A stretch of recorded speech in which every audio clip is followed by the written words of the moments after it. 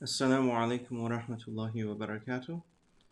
Inshallah, I will continue reading from Imam al-Nawawi's Tibyan fi Adabi Hamalatul Quran, which I translated and published under the title Etiquette with the Quran, where in the longest chapter of the book, where Imam al-Nawawi discusses particular etiquettes that one would employ while reciting the Quran in order to conform to what Allah subhanahu wa ta'ala has commanded and in order to obtain the best connection and benefits that we can with the Quran. So in the last segment, it covered a few things about where to sit, about the need to choose a place that's both pure and wholesome and free of distractions, with Imam Nawawi recommending that one go to the mosque to do it, because the mosque would tend to be not only fitting those characteristics, in addition that the mosque is also going to provide the opportunity for making i'tikaf. And he also mentioned that one should sit, and when one sits, they should sit as though Allah subhanahu wa ta'ala is with them. And so they should sit with humility. And he also mentioned that sitting is superior, however, it is permissible, and it's fine for someone to recite while standing or while reclining on their side or on their back. In today's segment, he continues by talking about the need to seek protection from Shaytan when we recite. So, Bismillahir Rahmanir Rahim, Alhamdulillahi Rabbil Alameen, Wassalatu wassalamu ala Sayyidina Muhammad wa ala alihi wa sahbihi wa sallam. The author of our book, Imam al-Nawawi, the noble and illustrious Imam of Islam, said, when one intends to begin recitation, he first seeks protection by saying, A'udhu billahi minash shaitanir rajim. I seek protection by Allah from the accursed devil.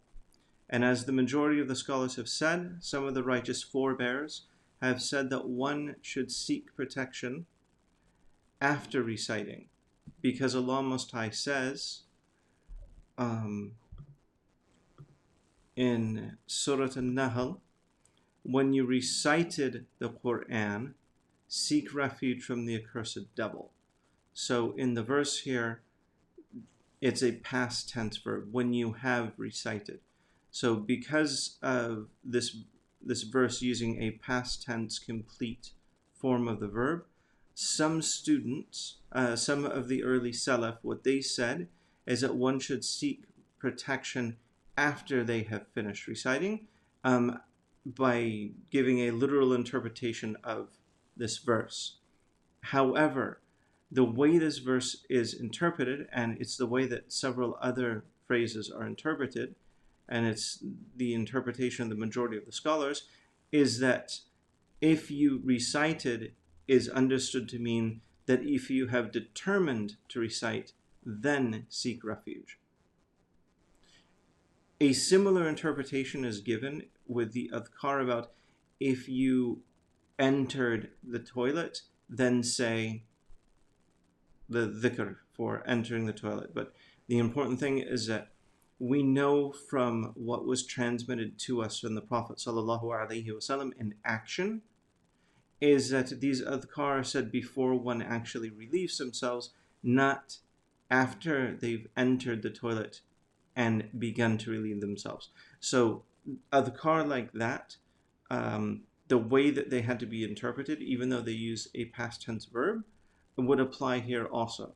Okay, so we needed some way to reconcile between the actions that we actually saw the Prophet sallallahu alaihi wasallam perform and teach to his companions, radiyallahu ta'ala anhum, and the past tense verb that's used in the verse. Okay, so the verse literally says, when you recited the Quran, past tense, right? When you recited, which wouldn't really be true until you had finished your recitation, right? That's what the verse says, but we know from the example of the way that the Prophet ﷺ actually put things into practice that it was done prior to recitation. So how do we interpret this? How do we understand the past tense of the verse and reconcile it with the way it was actually put into practice? Well, the way that they would do that is they would understand that it meant when you have determined that you are going to recite, then seek refuge. So this is why we say that when you begin recitation, right before you actually begin the recitation itself, you would say, A'udhu billahi minash shaitanir rajim.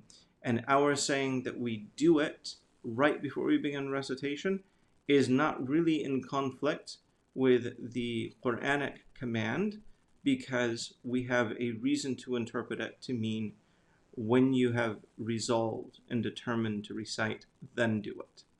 Okay, so if you go back and you see this verse in the Quran and start wondering, well, wait a second, why am I doing it beforehand instead of afterhand? That's why. Okay, the way that one seeks protection is as we just mentioned, meaning saying, A'udhu billahi minash shaytanir rajim. But a group of the righteous forebears would instead say, I seek protection in Allah from the all-hearing and all-knowing. Okay, from the accursed devil. So they would say, A'udhu billahi sami'il alim minash shaytanir rajim. Okay, so a group of the righteous forebears would say, A'udhu billahi minash shaytanir rajim. Excuse me. A'udhu billahi as-sami'il alim minash shaytanir rajim. So they would say this instead of what we typically say, which is A'udhu billahi minash shaytanir rajim. And there's nothing wrong with this, but the preferred one is the first. Why might it be preferred? Okay, longer is supposed to be better, right? Why would it be preferred? Because the reports, the evidence that support it is stronger. That might be one reason. Okay, it might also appear in more reports. The point being that just because the second one is longer, it's not going to necessarily mean that it's better and that it has more thawab. There have to be reasons that the vast majority went with A'udhu billahi minash shaitanir rajim. Okay, so what's the important thing is that when you begin your recitation, this is something that you should say. You should seek protection by Allah from Shaytan.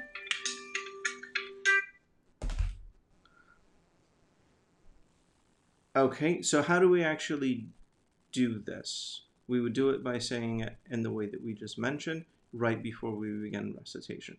So seeking protection is recommended but not obligatory. So you can recite without saying it, even though you really ought to. And perhaps when you study Quran or Tajweed or Tafsir, your teacher is going to say you have to do it. One of the reasons they're going to promote it to being something that's obligatory is to try to build up the habit, so it's something that you never end up leaving. So your recitation would be valid without it, but you really, really need to include it. Okay, so seeking protection is recommended but not obligatory. It is recommended for every reciter, whether in prayer or not in prayer. It is recommended in prayer in each rak'ah according to the sound opinion of our Shafi companions. And according to the second opinion, it is only recommended in the first rak'ah. And if one neglected it in the first, then he would say it in the second. Okay, so the sound opinion of the Shafi madhab is that A'udhu billahi minash shaitanir rajim is going to be repeated in every single rak'ah of the prayer. It should be, but it's not required. So if you miss it, you're still going to say it in the others. And if you miss it, your prayer isn't deficient in such a way that you would need to make a prostration of forgetfulness. Okay? It's also recommended for absolutely everyone to say when they read the Quran. So if you're going to read Quran, you should be saying it. And this is the case whether it's inside prayer or whether it's outside prayer. And this is the case whether you're leading the prayer or whether you're following someone in prayer. Okay? It's something that should be said. Now, if you're following someone in prayer, or if it's a non-audible prayer, then you're only going to recite it loud enough that you yourself can hear it. So anyway, and it's something that is recited just enough so that you can hear it. It's not one of the audible parts of the prayer that we raise up enough for other people to hear. Okay, So it's recommended for everyone to say it when they recite, and it's recommended to be repeated in every rak'ah of the prayer.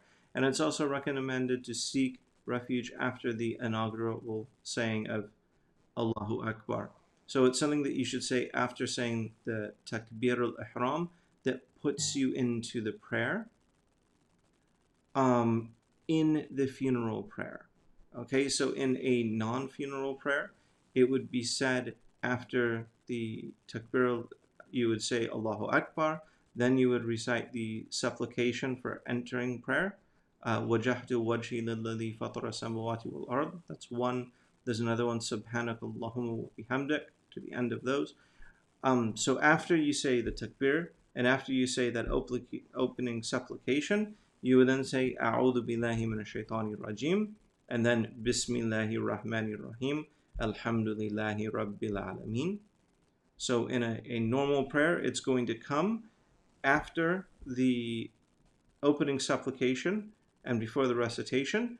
But because that opening supplication isn't present in a funeral prayer, it's going to be said immediately after Takbiratul Ihram.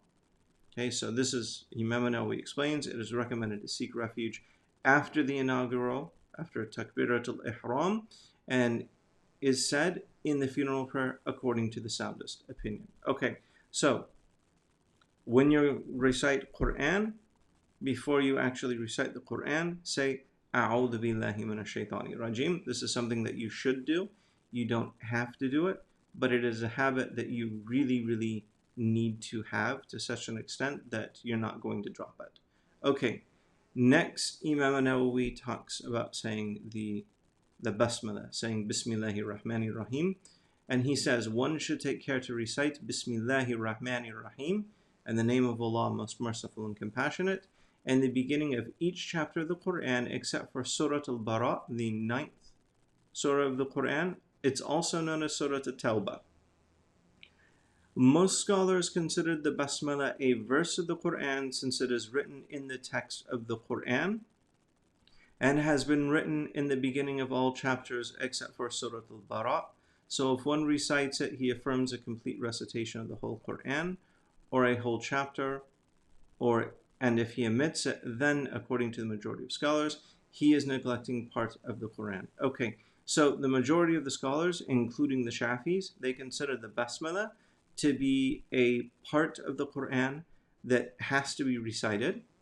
They consider it to be part of al-Fatiha, so it has to be recited. And the evidence for this is that you always find it written at the beginning of the surahs in the Mus'haf, with the exception of Surah Al-Bara or Surah At-Tawbah. Okay, so this is the part of the evidence that they use. Now, yes, there's a difference of opinion. There are some scholars, and there's at least one madhab that's still practiced today, that doesn't agree with this. However, Imam Shafi is a Shafi, and he's presenting the Shafi opinion. And we also know that it's best to remove ourselves from disagreement with other scholars, especially majority, if doing so doesn't cause us to do something that's offensive in our own school. Okay, so anyways, one of the reasons that he words it the way he does, and one of the reasons I threw in the thing about removing ourselves from disagreement, is that people will sometimes offer a prize or wages for doing a complete recitation of the Quran, and those wages really would not be deserved unless someone had included those verses. Because there's a disagreement over whether or not those are actually verses at the beginning of every single chapter, because there's some disagreement over that, then we would need to make sure that someone recited them at the beginning of each chapter. Did I say at the beginning of each verse? Astaghfirullah. At the beginning of each surah or chapter, not at the beginning of each verse. You would need to make sure that you recited Bismillahir Rahmanir Rahim at the beginning of all of the surahs of the Quran where it's written, in order to be sure and certain that you had actually recited the entire Quran. So even though there is a difference of opinion over whether the Basmallah is part of the other surahs. We need to be sure in order to deserve the wages, or in order to fulfill a vow to read the entire Quran. So you need to make sure to do it then. Okay, so that's a little bit of a preamble for what he says. He says, if the recitation that someone is doing, if a recitation of the entirety of the Quran is part of a service that involves wages, such as reciting a seventh of the Quran or a 30th, as is done for some awqaf or endowments, more care must be taken to read the Basmallah so as to be certain that the reciter deserves the wages he is taking, for if he left it out, he would not deserve anything from the endowments, according to those who say that the phrase Bismillahir Rahmanir Rahim is a verse at the beginning of the chapter, and this fine point merits additional attention and prominence. So Imam al-Nawawi, of course, said it much, much better than I did, but inshallah, my little preamble made it easier to understand fully what he was after. Okay, so I'm supposed to be keeping these segments shorter than I have in the past, so I'm going to bring an end to this segment right here. And inshallah, in the next segment, we'll talk about humility and pondering. And until then, Assalamu alaikum wa rahmatullahi wa barakatuh.